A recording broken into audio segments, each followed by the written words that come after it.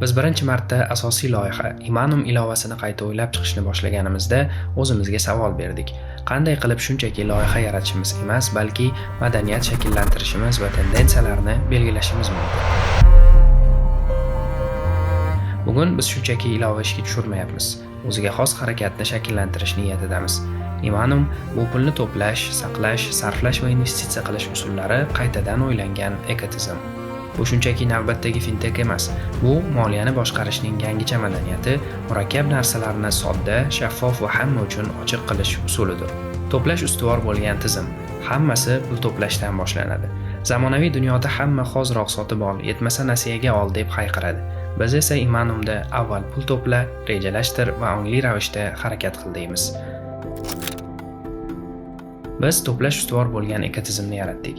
Eng muhimi, bu funksiya o'z moliyaviy imkoniyatlarini real baholash asosida ongli iste'mol madaniyatini shakllantirish imkonini beradi.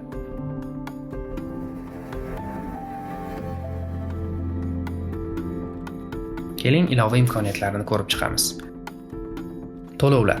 To'lovlar bo'limi ilovadan odatiy to'lovlarni amalga oshirish uchun foydalanish imkoniyati.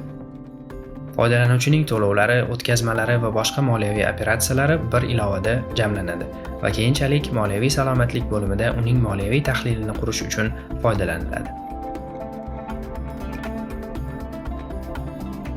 P2P o'tkazmalar. Biz kundalik moliyaning yangi standartini yaratdik. Unda nafaqat tezlik va qulaylik, balki qadriyatlaringizga moslik ham muhimdir. Qat'iy komissiyali P2P o'tkazmalar. Komissiya yuborilayotgan pul miqdoriga qarab o'zgarmaydi. Bu shaffof, adolatli va islom moliyasi tamoyillariga muvofiq. Har bir o'tkazma uchun olingan komissiyaning ma'lum qismi xayriya uchun sarf qilinadi. Bundan tashqari siz har bir o'tkazmaning turini belgilashingiz mumkin. Kelgusida bu o'tkazmalarni aniqroq tahlil qilishga imkon beradi. Moliyaviy salomatlik. Moliyaviy erkinlik va oqilona boshqaruv birinchi navbatda tahlil va rejalashtirishdan boshlanadi. Imanning asosiy qadriyatlaridan biri ma'lumotlarga asoslangan shaffoflik bo'lganligi sababli Imanum ilovasida endi moliyaviy salomatlik ko'rsatkichi mavjud. Bu ko'rsatkichni olish uchun ilovadagi kichik bir testdan o'tish kifoya. Byudjet rejalashtirish. O'z xarajatlarini yanada yaxshiroq nazorat qilishni xohlovchilar uchun ilovada byudjet rejalashtirish bo'limi mavjud. Bu yerda siz o'z sozlamalaringizni o'rnatasiz va ularning bajarilishini bevosita ilovada kuzatib borasiz. Ushbu vosita naqd va naqdsiz mablag'lar hisobini yuritishga, moliyaviy erkinlikka erishish uchun qarzlarni boshqarish va mablag'larni ko'paytirish orqali kelajakni rejalashtirishga yordam beradi. Retail yo'nalishi. Xaridlar haqida gapiradigan bo'lsak, albatta bugungi kunda ular hayotimizning ajralmas qismiga aylangan, ayniqsa onlayn xaridlar. Ammo biz impulsiv xaridlar emas, balki sifatli va puxta o'ylangan xaridlar madaniyatini shakllantirishni maqsad qilganmiz. Shu sababli Imanumdagi marketplace bu har bir mahsulotning haqiqiyligi va sifati tekshiriladigan joydir. Tanlovingizga doimo ishonch hosil qilishingiz uchun biz faqat tekshirilgan hamkorlar bilan hamkorlik qilamiz. Premium marketplacening asosiy tamoyillari ongli iste'mol, faqat original tovarlar, ekologik toza mahsulotlar va mahalliy ishlab chiqarishni qo'llab-quvvatlash uchun O'zbekistonda ishlab chiqarilgan tovarlar savdosi. Xaridlar bo'limida standart narsalarni ko'rishimiz mumkin, masalan, nasiya. Aslida nasiya haqida ko'p gapirish mumkin. Bizdagi nasiya islom moliyasi tamoyillariga to'laqonli muvofiq bo'lishiga qaramay, bugun biz yana bir yangi yechimni taklif qilmoqchimiz. U hozircha O'zbekistonda yagona. Save now, buy later, ya'ni hozir to'plang, keyin oling. Biz tovar tanlash imkonini beramiz. Uning xaridi uchun foydalanuvchi maqsad yaratadi va to'plash muddatini belgilaydi. Undan so'ng biz tovarni mijoz uchun band qilamiz. Kerakli pul to'plangach, mijoz tovarga ega bo'ladi.